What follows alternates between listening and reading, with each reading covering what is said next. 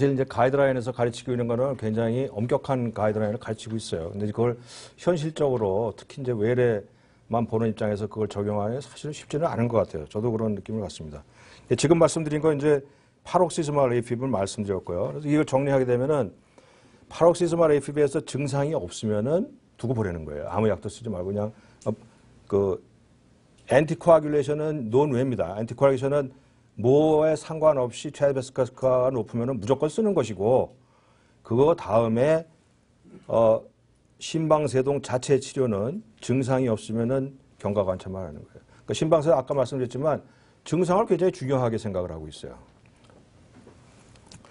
증상이 있으면 이제 그다음에 레이트 컨트롤하거나 리듬 컨트롤 둘 중에서 선택을 해야 되는 것이고 일단 레이트 컨트롤 한 대에서 증상이 좋아지면은 역시 그냥 팔로우하는 거예요. 근데 증상이 좋아지지 않으면은 그다음에 이제 항부정 매약밀 약 한번 줘보고 항부정 매약밀 약 주는 데에도 환자 증상이 있으면 그때는 다음 단계로 카테터 아블레이션을 고려하라 이렇게 돼 있는 겁니다.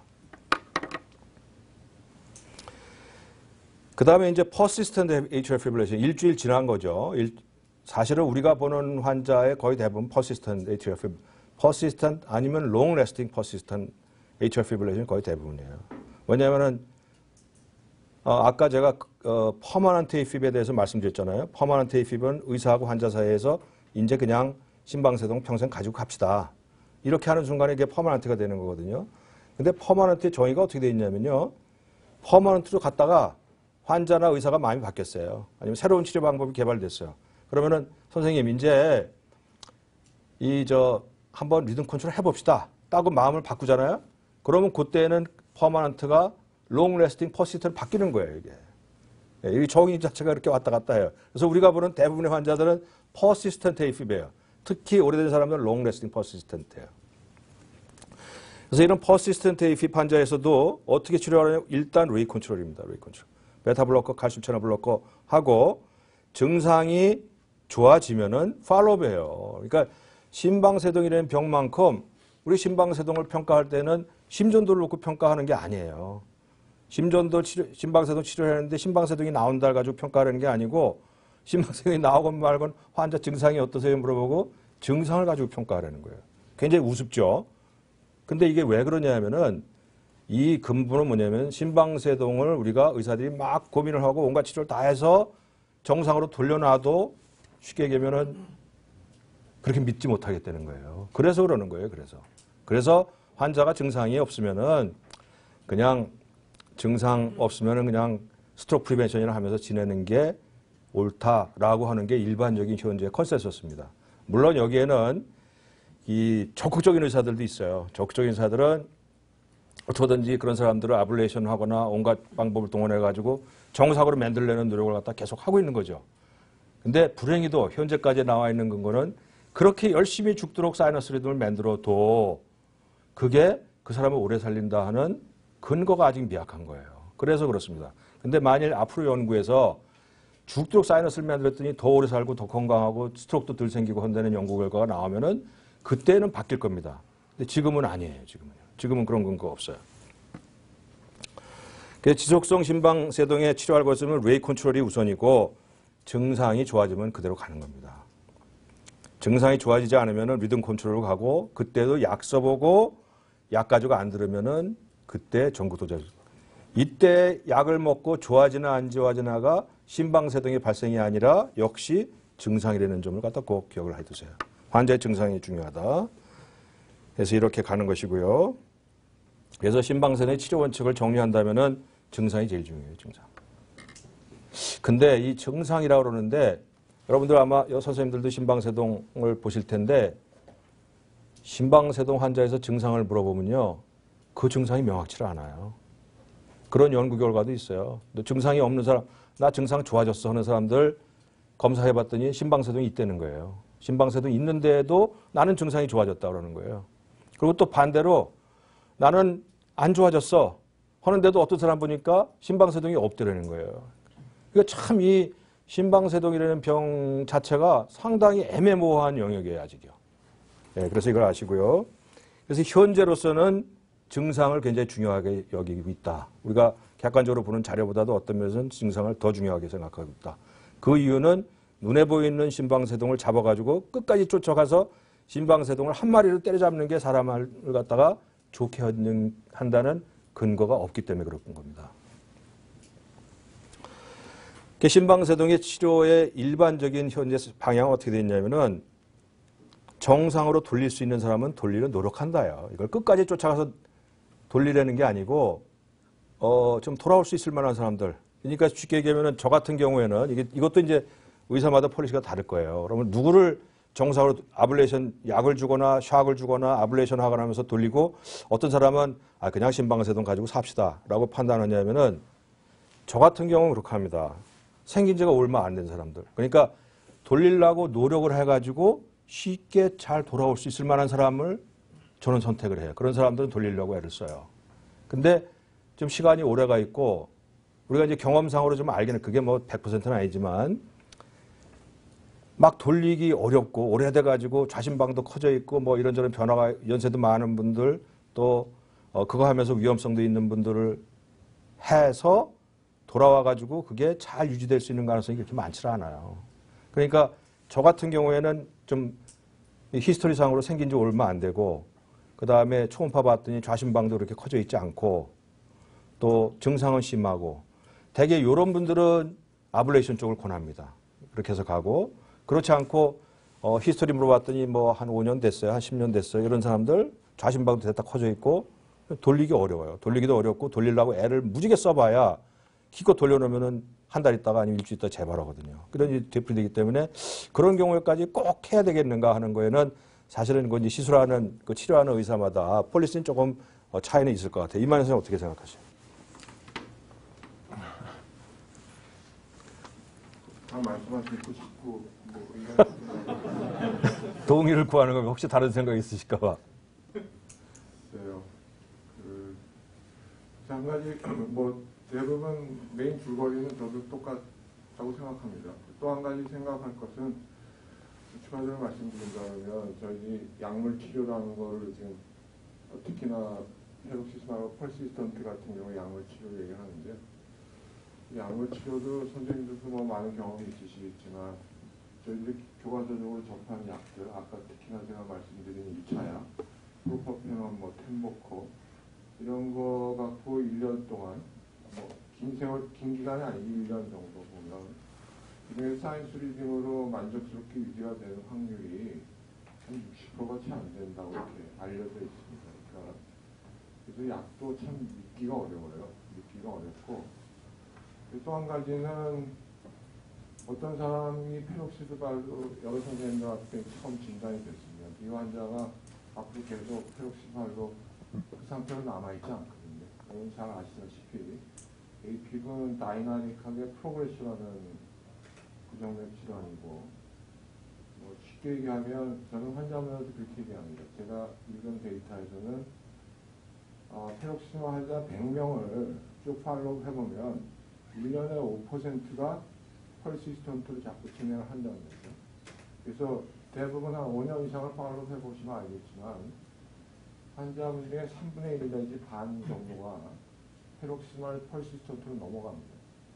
그런 다이나믹한 프로세스를 한번 고려한다고 하면 페록시스멀에서는 조금 더 적극적으로 리듬 컨트롤을 해보는 게 환자를 위해서 장기적인 질병 관리 측면에서는 조금 우리가 약도 갖고 있는 게 지금 말씀드렸다시피 이펙트가 머리스트하고 1년 효과가 60%밖에 안 되고 또 이 질환이 1년, 5년, 10년이 가면 자꾸 다음 단계로 진행된다는 사실을 알고 있기 때문에 일단 내가 보고 있는 환자가 페록시스말이다 하면 이 환자에서 조금이라도 어떤 약효에 대한 내성의 의심이 된다거나 빈도, 이런 것들이 조금 불량해지게 되면 가급적이면 저는 증상을 물론 고려해야 되겠지만 환자를 책임지는 의사로서는 그렇게 과거에 관리가 되는 거에서 조금 불안정해진다 하면 저는 더 이상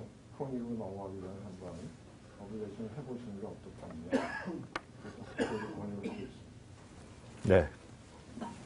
지금 보시는 것처럼 그 부정맥을 심방센을 치료하는 의사들 사이에서도 그 연령에 따라 가지고 약간씩 그 폴리시의 차이가 좀 있으시긴 해요. 나이 차이 별로 안 나요.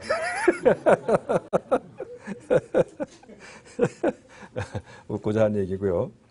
역시 심방세동에 제일 중요한 거는 스트로크예요. 근데 심방세동에 발생한 스트로크는 그 아테로스크레로스 때문에 발생하는 스트로크는 아테리올이 조금씩 좁아지기 때문에 생기기 때문에 조그만 혈관에서 우선 생겨요. 그래서 메이저 스트로크가 잘 안 생깁니다. 근데 그 심방세동에 생기는 스트로크는 LA에서 발생하는 클롯이 대따 큰 클롯이 나가 떨어져서 맥히기 때문에 메이저 스트로크가 와요. 그러고서는 사실은 생명도 위험할 수가 있고 한번 왔다 하면은 뭐 엄청나게 심한 스트로크가 올 수 있다.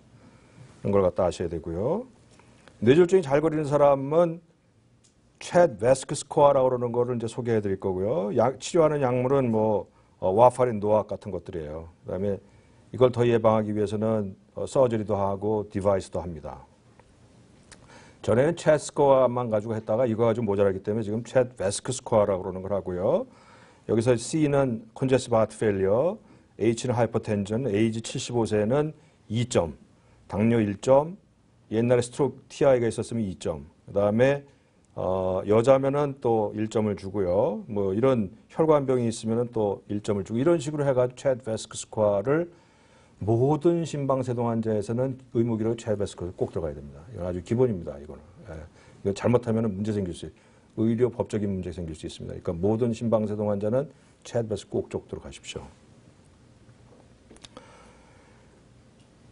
모든 심방세동 환자는 형태, 분류에 상관없이 원인에 상관없이 현재가 사이너스 리듬이건 현재가 AFib이건 상관없이 이 사람이 전에 어떤 치료를 받았건 상관없이 심지어 전극도자 절제술을 받아서 현재 리듬이 사이너스라 하더라도 2점 이상이면은 스트로크의 고위험군입니다. 이거 모르시는 분 많아요. 지금 사이너스 유지되고 있으니까 이 사람은 스트로크 위험해서 해결된 거니까 와파린 끊어도 되는 건 천만의 말씀입니다. 그런 근거가 하나도 없어요. 아주 이거는 꼭 기억하셔야 되는 건데 모든 심방세동은 형태와 나이와 기타 등등 원인과 상관없어요. 치료를 할 건 말할 건도 상관이 없습니다. 현재 사이너스라 하더라도 하이리스크면 약을 쓰라고 돼 있어요. 그건 뭘 의미하냐면 우리가 기대하는 거는 아블레이션을 하거나 샥을 주거나 약을 써가지고 사이너스면은 약을 좀 안 먹었으면 싶은 생각이 있는데 그게 아니라는 거죠. 뇌졸중의 약물 예방은 뭐 이런 것들이 있고요.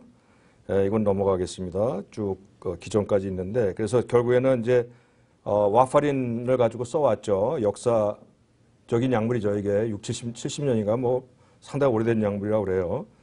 그래서 효과는 아주 분명합니다. 근데 잘 아시는 것처럼 이거는 혈압약처럼 하루에 한 알만 먹으면 되는 게 아니에요. 약용량이 사람에 따라서 2ml 한 알만 먹어도 되는 사람이 있고 10ml가 필요한 사람들이 있어요. 또 오늘 10ml가 일주일 후에는 5ml 먹어도 되기도 하고 말이죠. 온갖 왔다 갔다 하는 게 너무 크기 때문에 참 어려운 약물입니다. 그래서 이거 INR을 갖다가 이제 2에서 3으로 맞춰야 되는데 2에서 3으로 맞춰놓게 되면은 스트로크의 위험도 괜찮고 더 용량을 늘린다고 스트로크 위험이 더 떨어지는 것도 아니고 근데 용량을 올리게 되면 외려 해머리지의 위험성은 커지기 때문에 결국 INR을 1에서 2로 유지시켜야 된다. 이게 이제 원칙이고 그래서 이게 한 달에 한 번씩 꼭 혈액 검사를 해야 되는데 아스피린을 해보면 어떨까 생각을 해봤어요. 근데 아스피린 썼더니 와파린하고 비교해봤더니 뭐 당연히 효과가 떨어지는 거예요. 그래서 아스피린은 와파린은 틀림없이 효과가 있고 아스피린은 안 먹은 것보다 좀 나아요. 거기다 아스피린에다 크로피도르까지 조금 섞어봤더니 혼자 쓰는 것보다 좀 나은데 그래도 와파린은 못 당해요. 또 꼴에 출혈은 또 와파린하고 비슷해요. 아스피린이. 그러니 뭐 아스피린 쓸 이유는 전혀 없는 겁니다. 아스피린 쓸 것 같으면 와파린을 써야 되는 거예요. 이게 원칙입니다. 그러면서 이제 노악이 생겼어요. 신약이. 피 검사를 안 해도 되는 혈압약처럼 하루에 한 알만 먹으면 아니 두 알만 먹어도 되는 약이 생긴 거죠. 그래서 이 약은 보면은 아까 그 혈전이 생기는 과정을 제가 성략했는데 혈전이 생기는 과정이 플레이틀릿이 달라붙고 그 플레이틀릿을 올가면은 피브린 성분이 있어야 되는데 그 피브린이 만들어내는 거를 방지시키는 약이 바로 이 노악입니다. 그래서 노악이 이 히스토리 보면은 와파린이 70년을 쭉 싸우다가 최근에 들어와 가지고 이러한 약들이 4가지 약들이 지금 생겨나기 시작을 한 거예요. 대단한 희망을 주고 있는 약입니다.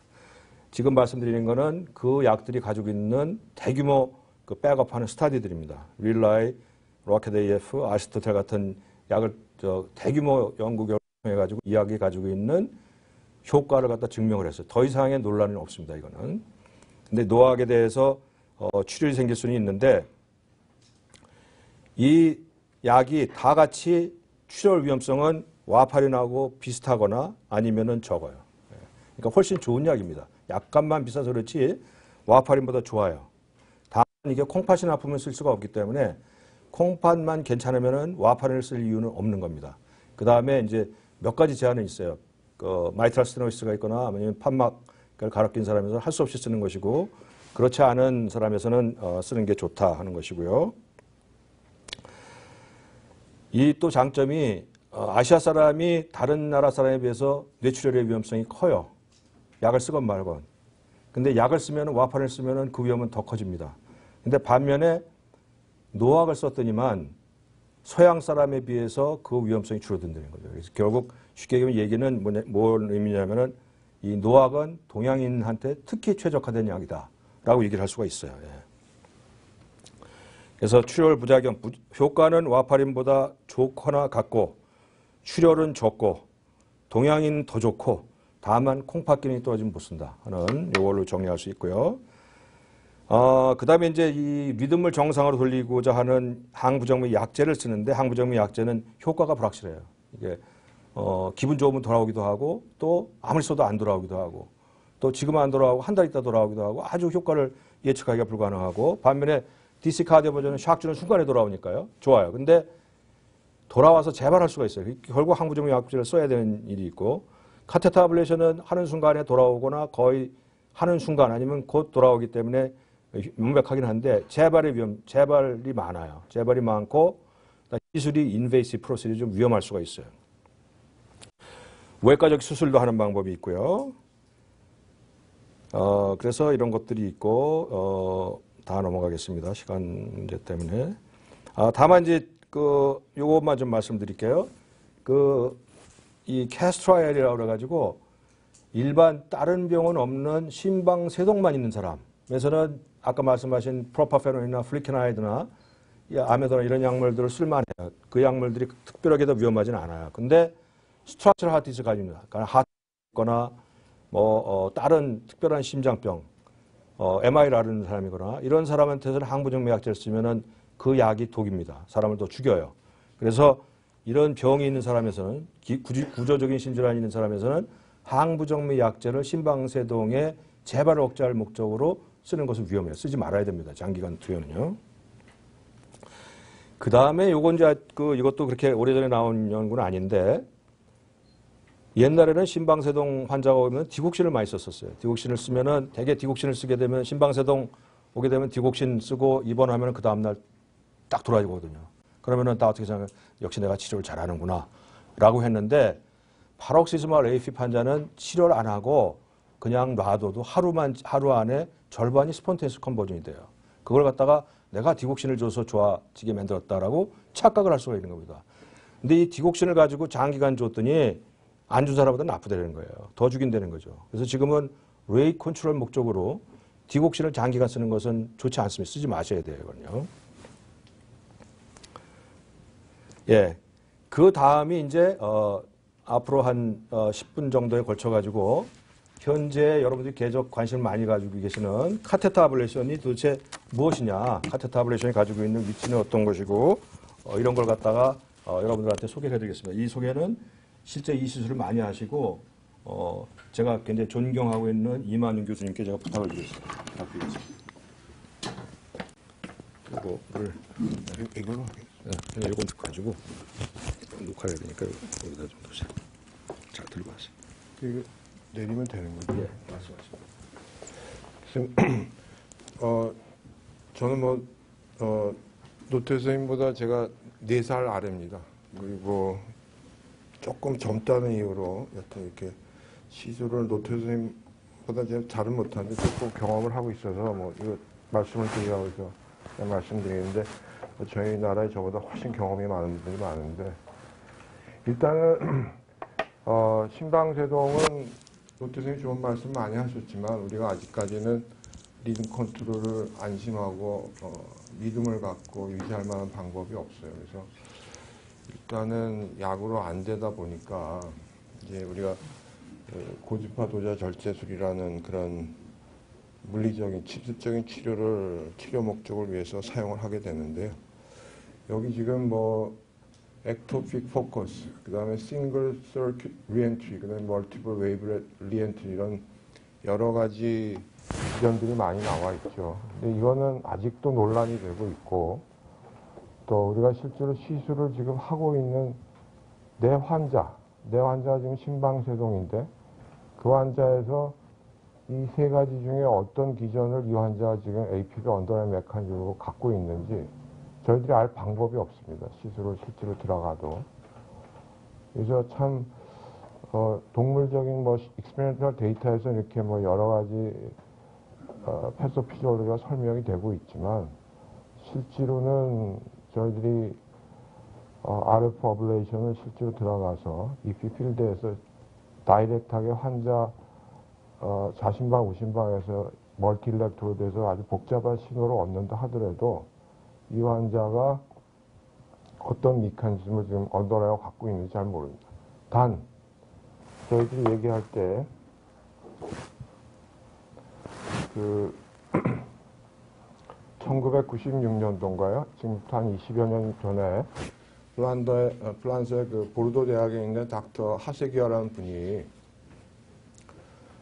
페록시마 환자에서 그분이 용감하게도 이 펄머리 베인에서 ectopic focus, 펄머리 베인 내에서 ectopic focus에서 repetitive 빠른 임펄스가 파이어링이 되고 그것 때문에 APB 생기는 환자들을 일부 확인을 했습니다. 특히 페록시마 환자에서. 그래서 그런 환자에서 피부의 포커스를 어블레이션 해줬더니 상당히 경과가 좋더라는 아주 정말 굉장히 의미 있는 그런 임상 클리니컬 익스피리언스 NEJM에 보고를 했죠. 그 다음부터 이제 모든 APB에서 지금 여러분들이 보고 있는 이 펄머리 베인의 어리스모제닉 롤이 굉장히 대두가 됐습니다. 그래서 지금은 AP 환자에 우리가 어블레이션을 한다 하면 여기 보이는 포베인 아이솔레이션, 즉 라이트 레프트에서 슈페리어 인페리어에서 포베인 펄머리 베인 아이솔레이션을 무조건 만들어내는 것이 이제 시술의 그 가장 기본적인 스텝이 됩니다. 이 그림을 보면 LA를 뒤에서 본 그림인데요.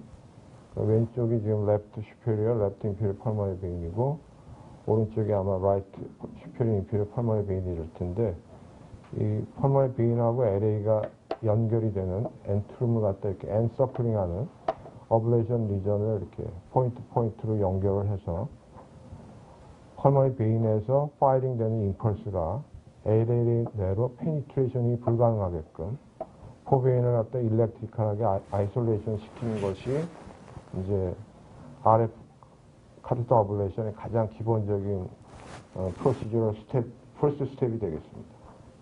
그 방법은 뭐 여러 가지 방법이 많이 있지만 이와 같이 이렇게 카테터를 넣어서 포인트로 피부와 LA의 아나토미컬 정션을 갖다 이렇게 다 아이솔레이션 하는 거기 때문에 굉장히 타임 컨수명이 많고 아주 티디어스한 아주 그런 노동 집약적인 그런 치료가 되겠습니다. 그래서 여기 보시게 되면 이런 치료를 모든 사람들한테 다 하는 건 아닙니다. 뭐 예를 들면 여기 표에 아주 제시되어 있지 않지만 뭐 우리가 흔히 얘기하는 퍼머넌트 AP 같은 경우에는 저런 카테터 어블레이션, 특히 포베인 아이솔레이션만 해갖고 사이언스 리듬이 유지가 되는 율이 20%가 채 되지 않기 때문에 그런 퍼머넌트 AP는 카테터 어블레이션에 적응성조차 되지 않고요. 일단은 뭐 그림에서 보시다시피 페록시마라는 경우가 저희가 클래스 2A로 일단은 가장 모스트 커먼하게 이 RF 어블레이션이 이용이 되고 있는 주된 대상군이 되겠고 그 이후에 최근 들어서 이제 퍼시스턴트라는 AP 상태에서도 카테터 어블레이션이 시도가 되고 있습니다. 롱스탠딩 퍼시스턴트 AP에서도 뭐 각 익스피리언스가 많은 센터를 기준으로 해서 스테바이드 어블레이션이라는 그런 좀 더 어그레시브한 어블레이션이 이용이 되고 있긴 한데 일단은 선생님들은 그냥 펄시스턴트 정도까지는 RF 카테터 어블레이션이 이용이 될 수 있다. 어떤 경우 심프토마틱한 AP 환자에서 약물 시도에 실패한 경우 이런 경우에는 환자한테 RF 카테터 어블레이션을 권유할 수 있겠다 이렇게 말씀을 하실 수 있을 것 같고요. 그런데 그게 뭐 이거를 치료 방법이라고 소개는 하고 있지만 정말 죄송하게도 그게 석세스 레이트가 좋지가 않습니다. 대부분 초기 데이터들은 1년 팔로업 데이터들을 얘기를 많이 했고요. 그래서 최근에 이제 5년 롱텀 데이터들이 나오고 있는데요. 여기 보면 아래 검은 라인으로 그려져 있는 이게 한 번 시술했을 때의 결과입니다. 한 번 시술했을 때. 그러니까 싱글 프로시저로 가면 원이어에는 한 65%, 70%가 되는데 1년, 2년, 3년, 4년, 5년이 가다 보면 결국은 반수가 다 재발을 하는 것으로 돼 있고 그 다음에 멀티플 프로시저 그러니까 두 번, 세 번 뭐 이렇게 이 동일한 프로시저를 한 환자한테서 리피티브하게 시행했을 때 5년 석세스 레이트, 사이언스 리듬, 메인테넌스 레이트가 뭐 한 80% 정도가 된다. 이렇게 보고가 되고 있죠. 이것도 뭐 굉장히 익스피리언스 센터일 것 같고 아마 제가 알기로 한 3회까지 심지어 한 4회까지의 멀티플 프로시저를 받은 사람들이 포함이 되어 있는 것 같고 또 이러한 데이터들도 얼마나 많은 환자들이 페록시스말 환자가 포함이 되어 있느냐 펄시스턴트 환자가 도미넌트에 따라서 약간 차이점이 있을 것 같습니다. 그래서 저는 제 환자들한테 설명을 할 때는 일단 한 번 시술해서 뭐 펄시스턴트 같은 경우에는 3명 중에 1명이 재발합니다. 페록시스말 같은 경우는 4분 중에 1분이 재발을 합니다. 그리고 시술을 2회 반복해서 시행할 수 있습니다. 이렇게 말씀을 드리고 동의를 구하고 진행을 하게 됩니다. 그래서 결론을 보면 그렇게 석세스 레이트가 높지 않죠. 저희들이 오늘 오전에 강의를 들은 이런 PSVT라든가 VT, 특히 이디오패스 VT 같은 경우에는 원 포인트, 한 부분만 잘 잡으면 큐어 레이트가 거의 90% 이상이 되는 경우들이 많은데 이 경우는 대개 석세스 레이트가 싱글 프로시저에서 아까도 말씀드렸다시피 페록시스마한 경우 60%, 펄시스턴트 간 경우는 50%이 정도로 환자분한테 얘기해 주는 게 아마 리얼월드에서의 프랙티스 결과인 것 같습니다. 그래서 뭐 AP를 앞으로 어떻게 할 것이냐 여기에 대해서 뭐 전문가들의 컨센서스는 그렇죠. 심방세 등의 전국 도자 주소는 리듬 컨트롤 선택한 환자에서 중요한 치료 방법으로서의 롤은 있다 이렇게 이해하시면 될 것 같고 하지만 이 위험성은 어떤 전 세계 월드와이드 데이터를 보면 이 RF 카테터 어블레이션과 연관된 크고 작은 합병증의 발생률은 한 6% 정도 된다고 알려져 있습니다. 6%에서는 뭐 마이너한 것들도 많지만 제 경우에 제가 환자분들한테 말씀드리는 그 점은 물론 모디스트한 석세스 레이트를 가장 미안하게 설명을 드리고 두 번째는 죽을 수 있는 프로시저라는 말을 조심스럽게 합니다. 죽을 수 있는 프로시저입니다. 실제로 보고가 되고 있고요. 가장 끔찍한 합병증은 그 랩트 에이트리움하고 이스파이거스하고 피스툴라가 생기는 거죠. 그래서 어블레이션 하고 난 다음에 그 이후에 얼마 있다 환자가 열이 심하게 나고 스트로크가 오고 이런 경우도 있습니다. 그래서 이 LA하고 이스파거스가 거의 굉장히 밀접하게 연결이 되어 있기 때문에 너무 포스테리어를 심하게 지다 보면 이런 LA 이스파거스 피스툴라가 세계적으로 드물지 않게 보고가 되고 있고요. 두 번째로는 스트로크입니다. 스트로크. 프로시저가 프롤롱드하고 계속 지금 티슈를 갖다가 우리가 번아웃 하는 거기 때문에 스트롬보엠볼 리스크가 상당히 높습니다. 그래서 한 0.3% 정도의 스트로크 발생이 프로시저 릴레이션 돼서 보고가 되고 있고 그 다음에 이제 오퍼레이터의 뭐 어떤 적극성이랄까요? 뭐 그런 것 때문에 결정이 되겠지만, 펄머널 베인 스테노시스라는 그런 또 아주 치명적인 합병증이거든요. 아까 말씀드린 대로 펄머널 베인하고 LA의 정션을 지지다 보니까 펄머널 베인이 나중에 이렇게 스틱처가 와서 스테노시스가 오는 그런 경우가 있죠. 그렇게 되면 렁의 한쪽이 완전 하얗게 되면서 헤모프티시스가 오고 이런 경우들도 있고, 그 다음에 뭐 카디악 탐폰 이런 메이저 컴플리케이션이 분명히 보고가 되고 있습니다. 그래서 충분히 이런 베네핏과 리스크를 사전에 고지를 하고 상의를 해서 만약에 다 이해가 된다고 하면 특히나 페록시스말, 특히나 퍼시스턴트 증상이 있고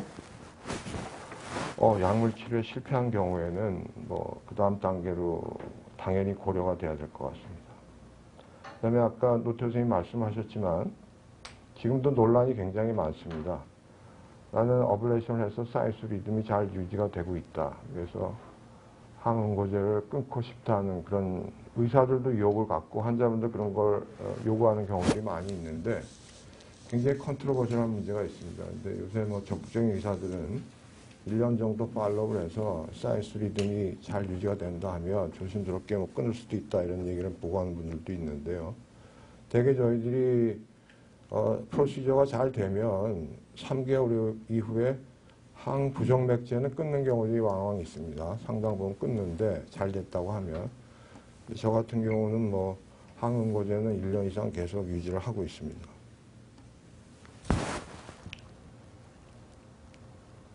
그리고 아까 그 말씀하셨던 거에서도 보면 어펌 트라이얼에서도 그 2005년도인가 언제 나왔는지 기억이 안 나는데 그게 그 리듬 컨트롤과 레이트 컨트롤이 차이가 없었죠. 근데 그때는 그거는 항부정맥제를 사용한 그런 치료암을 비교한 거였는데요. 그 경우에서도 리듬 컨트롤의 그 모탈리티 리덕션이 이루어지지 않은 거는 의사들이 심전도만 보고 사이언스 리듬이 잘 유지가 된다 해서 사이언스 리듬으로 유지가 잘 된다는 그런 믿음 하나로 안티코아굴레이션을 중단해서 상당수의 환자들이 스트로크로 유명을 달리한 그런 경우가 있기 때문에 항응고제 요법은 시술의 아까 성공 여부나 여러분이 마주하는 심전도를 믿지 마시고 일단 최드 바스크 스코어에 의거해서 계속 유지를 할 수 있으면 최대한 유지를 하는 것이 가장 안전한 그런 프랙티스의 팔러시가 아닌가 이렇게 생각이 됩니다. 저희들이 간혹 이제 심방세동에 대한 너무 많은 정보들이 환자분들이 접하다 보니까 심방세동에 와서 스트로크가 발생이 됐을 때 이 의사가 적극적으로 잘 관리를 했느냐 이런 걸 갖고 또 따지는 그런 케이스들이 적지 않습니다. 그래서 심방세동에서의 최드 바스크 스코어는 오늘 강의 내용에 관계없이 마주하는 심방세동 모든 환자는 일단은 뭐 다른 거 볼 필요 없이 최드 바스크 스코어는 여러분들이 먼저 한 번은 평가해보는 습관을 들이시는 게 좋을 것 같습니다. 캐슬 AF는 뭐 여태까지 나온 스타들이 다 어블레이션이 뭐 그렇게 메디컬 테라피에 대해서 수피리한 결과를 보이지 않았었는데 아마 이게 작년에 유럽 심장학회에서 발표가 됐다고 하는데요. 하트 페일러가 생긴 환자죠. 심방세동이면서 LV 이젝션 프랙션이 35% 미만인 하트 페일러가 컴플리케이트 되어 있는 환자에서 어블레이션을 해봤더니 메디컬 테라피보다 경과가 좋더라. 모탈리티 리덕션이 이루어지더라. 그다음에 하스피탈리제이션의 빈도가 줄어들더라. 하트 페일러의 어그레베이션 인시던스가 적어지더라. 뭐 이런 포지티브한 리절트를 낸 포스트 클리니컬 트라이얼이 되겠습니다. 그래서 혹시 찾아보실 의향이 있으시면 한번 진료에 도움이 될 만한 내용들이 담겨 있지 않나 싶습니다. 그 다음에 디바이스, 스트로크 프리벤션은 뭐 요새 다들 아시겠지만 지금 APIP 환자에서 레프트 에이트리얼 어펜디지라는 그 부분이 해부학적으로 이 블라드가 스테시스가 많이 이루어지는 부분이기 때문에 이 부분을 아예 미케니컬하게 이렇게 클로즈 디바이스를 끼워서 플러깅을 시켜서 스롬보제닉한 아나토미컬 사이트를 LA로부터 완전히 해부학적으로 아이솔레이션 시키려고 하는 그런 노력들이 이루어지고 있습니다. 그 다음에 APIP은 뭐 서저리는 글쎄, AP 자체를 컨트롤하기 위해서 그냥 이렇게 오픈 하트를 하는 경우는 좀 드문 것 같고요. 대개 어떤 밸브나 코로나 아트리 디지털 동반 환자에서 뭐 만약에 APB 있다 그러면 그 메인 오퍼레이션의 이유가 되는 그런 시술을 하면서 동반해서 이런 메이저 오퍼레이션, 그러니까 컷앤소, 그러니까 여러 가지 뭐 오퍼레이터마다 다르겠지만 기본적으로 여기도 펄머널 베인 아이솔레이션을 기본적으로 하고 뭐 루프 라인이라든가 마이트랄 이스무스 라인이라든가 어펜디 다이섹션 이런 추가적인 거를 해서 뭐 롱텀 리조트를 보게 되면 뭐 90%에서 사이언스 리듬이 유지가 된다 이런 얘기를 하고 있는데 저희 같은 경우에는 뭐 이거를 위해서 무조건 환자한테 메이저 오퍼레이션을 유도할 수는 없겠고요. 최근에는 그래서 소라코스코피를 통해서 그 미니멀 인베이시브 오퍼레이션이라고 해서 레프트 에이트리얼 어펜디지를 라이게이션을 하고 다이색을 하고 그 다음에 여러 가지 디바이스 뭐 요새는 그 쿨링 시키는 그런 것들이 많습니다. 디바이스가. 그래서 에피카디얼 쪽으로 이런 메이저 오퍼레이션을 미미킹하는 그런 미니멀 인베이시브한 시술들이 일부 엔도카디아 어프로치에서 실패한 환자에서는 시도가 되고 있습니다. 뭐 말씀드린 것 같고요. 예. 예, 감사합니다. 좀 시간이 좀 늦어가지고 제가 마지막으로 요 썸머리는 뭐 한 1분밖에 안 되니까요. 요거 말씀드리고 사실은 그 좀 질문도 많이 받고 토론을 좀 했으면 싶었는데 시간이 안 될 것 같습니다. 그래서 질문 있으신 분은 좀 남아서 질문 주시면 제가 성실껏 답변해 드리도록 하겠습니다. 우선 요약을 해서 말씀드리면은 지금까지 말씀드린 내용입니다. 심방세동은 고령에서 생기고 아주 흔하고 더 증가될 것이고 임상, 양상도 다양하고 치료도 다양하다. 다만 달라지지 않는 것은 뇌졸중에 대한 예방은 기본적이다. 와파린하고 노악이 중요하고 아스피린은 퇴장하고 있다는 말씀이고요. 초기에는 정상으로 돌리는 노력이 좀 필요하긴 하지만 이때 사용하는 건 약물, 전극도자절제술, 디시카디오 버전이 있지만 장기적으로 볼 때 아주 만족스럽지는 않다. 다만 발전을 하고 있으니까 기대는 할 수는 있다. 이 정도 말씀드리고요. 결국의 치료는 심부전하고 뇌졸중 예방이고 그다음에 노악에 대해서는 충분히 이해를 하고서는 여러분 프랙티스에 좀 활용을 하셨으면 생각을 가지고 오늘 강의를 마치도록 하겠습니다. 늦은 시간까지 강의를 해서 여러분들 끝까지 남게 해드려서 죄송하고요. 이게 좀 도움이 됐으면 하는 생각. 여러분 감사합니다.